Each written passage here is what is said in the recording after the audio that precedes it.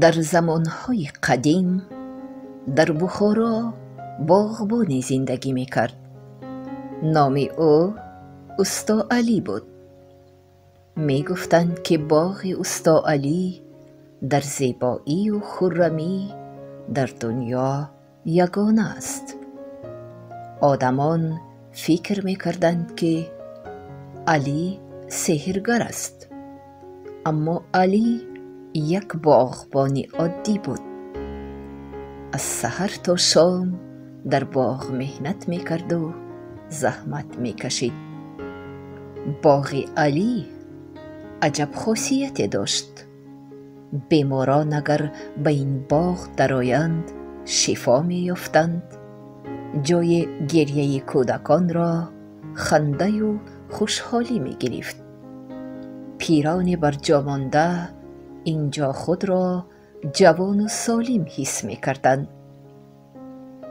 نسیم این باغ غم را از دل آدمان دور می‌کرد. آدمان سیر باغ می‌کردند و علی و باغش را دوست می‌داشتند. درباره باغبان استا علی قصه و داستان‌های زیادی می‌گفتند. در بین مردم تنها حاکم حیدر خان نام شخص بخیلی بود که علی را بد می‌دید. با او معقول نبود که مردم او را دوست می‌دارند. همیشه در فکر آن بود که چگونه با علی بدی کند. روزی او به خدمتگارانش گفت: زود استا علی را به نزد من آرید، زود. آدمان حاکم به نزد علی آمدند. تو را حاکم به نزدش می‌خواند. خوب، میروم، اما کار دارم. نهالهای تا که انگور را قیچی کرده شوم البته می آیم، گفت علی. جواب علی به حاکم خوش نآمد. او خیلی خشمگین شد. شمشیرت را تیز بکن، به ما در کار می شود، امر داد خان. این باغبانک حد خود را نمیداند.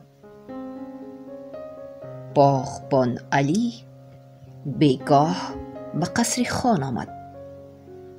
تو مرا تحقیر کردی باغبان، گفت خان. برای تو کدام یک بوته تاک انگور از فرمان خان بزرگ بالاتر است؟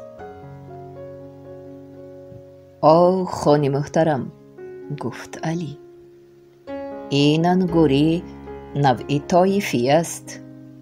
اگر من کارم را محض همین روز تمام نمی کردم بوته ها خشک می شدند و حاصل خوب نمی دادند. بعد شما از کجا انگوری طایفی می خوردید؟ اینقدر دانگی نکن، حق تو کشتن است. اما من ظالم نه، من عادل و رحمدل. برای همین هم شرط میمانم. شرط مرا اجرا کنی جانت خلاص، نباشد سرت را از تنت جدا میکنم، گفت خان. گوش کن، تو باید رستنی بکاری که مثل گلها زیبا باشد. گرمی را دوست دارد، از خنوکی نترسد، سبکتر از پریق باشد و وزنینتر از آب. انسان را خوراند و پوشاند. فهما؟ با تو تا 13 ماه مهلت. اگر شرط را اجرا نکنی جزایت قاتل. غمگین شد استا علی.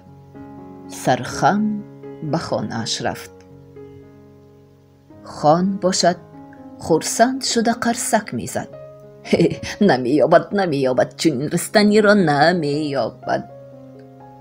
مادری پیری استا علی دید که پسرش غمگین و بی‌دماغ است، پرسید: چی شد پسرم؟ چرا غمگینی؟ باغبان به مادرش امر خان را رساند. پیرزن به خانه در آمد و از درون خلطه ها خلطه را جدا کرده به علی نشان داد. غمگین نشو پسرم، انا این تخمی ها را بگیر و یک قسمش را بیکار، قسم دیگرش را برای روزی مبادا در جای رست کردمان لازم می شود. فقط وقتی که دانه ها را می کاری آنها را با مهر و محبت پرورش کن. باغت را من نگاه و بین می کنم. علی تخمی ها را گرفت و زمین را شدگار کرد، پارو پاشید و تخمی ها را کاشت. جاسوس های خان باشند این همه را می دیدند. آنها دویده به خان خبر آوردند: باغبان دیوانه شده است، در صحرا زمین را کشت کرده سنگ ها را می پاشد. باغبان باشد خیلی مانده شده در سایه درخت خوابیده کمی استراحت کردنی بود. اما ابرهای سیاه آسمان را فرا گرفتند، رعد غرید و برق درخشید، باران سخت بارید، زمین و زمان تر شد، باران گویا به لب طبق می ریخت. باغبانی بیچاره کلن در دست تمام شب جویچه ها کشد، آب باران را به سوی دیگر راند تا باران تخمی های او را شسته نبرد. روز دیگر آفتاب عالم را برآمد، زمین و زمان را روشنی و گرمی بخشید و از زمین علی نهالک های نورسته زیبای سر کشیدند. علی حاصل مهنتش را دیده خرسند شد. دیری نگذشته باز رعد و برق شد، باز باران و ژاله. علی با هر چیزی که می یافت بالای پالیزش را می پوشاند تا ژاله نهالکان نوبرش را نابود نکند. شبی دراز نخوابید علی، تر شد، شلپر شد، اما نهالکانش را احتیاط کرد. صبح دیگر علی دید که قسمی از نهالکانش نابود شدند. زود دانی باقی مانده را که رست کرده مانده بود آورد و به جایهای نابود شده کاشت. نهالک ها قد کشیدند، اما دشمن دیگری در کمین بود. علف زهر پیچک به تن نهالک ها چسبیده شیرهشان را می مکید و آنها را نابود کردنی می شد. علی باشد این زهر پیچک ها را از ریشهشان می کند و آرامی نداشت. خبرکش های خان به نزد خان آمدند: این باغبان دیوانه شده است، دیروز در تگ باران و ژاله رستنی ها را پوشانده آنها را احتیاط می کرد، اما امروز آنها را از بیخشان کنده می پرتاید. آفتاب گرم تابستان همه را می سوزاند. باغبان علی پگاه و بیگاه بر رستنی هایش آب می داد، علف های بیگانه را دور می کرد، بیخشان را نرم می کرد. زحمت های باغبان بیهوده نرفت. نهالکان قامت افراختند، یگان یگان گل انداختند. از پس پاس باغبان پاییدن به دلمان زد: بکش او را. خواهش کردند: جاسوس های خان. تا تیر ماه صبر میکنیم، جانی او در دست من. خنده کرد خان.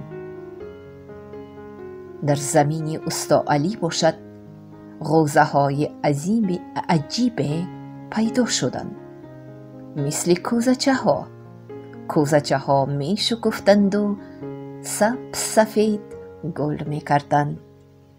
تیر ماه هم فرا رسید. زمین پالیز استا علی اکنون چشم می ربود. صحرا سفید شکفته بود. مردم از این زیبایی چشم کنده نمی توانستند. در سری هر غوزه شکفته شکوفه های سفید ملایم و پریقو برین سبک و نازک. خبرکش های خان این همه را دیدند و به سوی او دویدند.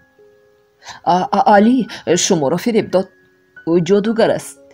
در آسمان آفتاب می درخشد، همه جا گرم و در زمین علی سفید برف.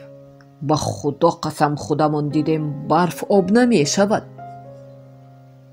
باغبان را اینجا آرید، جلاد را جیغ زنید، امر داد خان. باغبان علی باشد. در صحرا حاصلی مثل برف سفیدی خود را جمع می کرد. در خانه مادری علی پنبه ها را از دانه ها جدا کرد و از آنها رشته های نازک رسید. سپس در پس دستگاه قدیمه نشسته از این رشته ها متاع نفیس و زیبای بافت. علی باشد.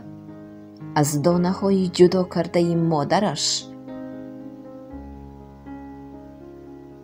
گرفت و آنها را بر روی سنگ هموار گذاشته، با سنگ دیگر آنها را قیمه کرد و جفیده از آن روغن حاصل کرد.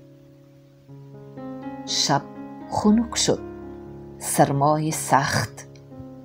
سحر علی دید که رستنی او باز هم غوزه های نو کشاده و نشع و نما دارد.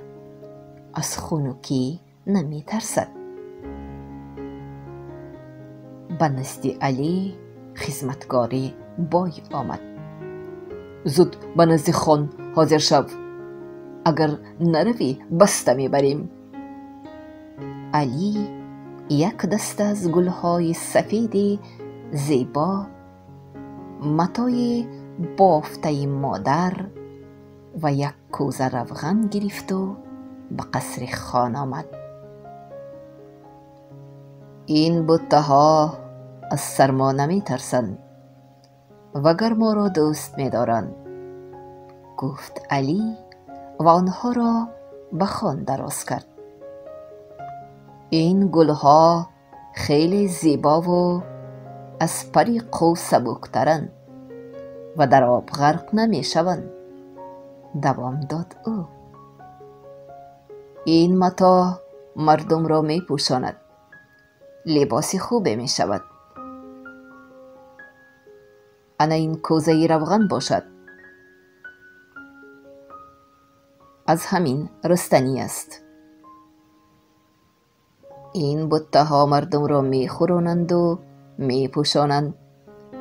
پایه این رستنی در خنکی ها مردم را گرم می کند، گفت علی.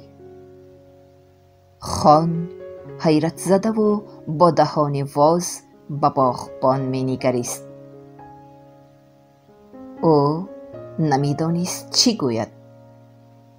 باغبان استا علی شرط را برید. استا علی به خانه‌اش برگشت و تخمی های حاصلش را به مردم تقسیم کرده داد. اکنون هر بهار مردم آن را می کاشتند و تیر ماه حاصل خوبی می گرفتند. روزگارشان آباد و دلشان شاد شد و این رستنی را نام نهادند پخته. آن را در عرفیت طلای سفید نیز میگویند.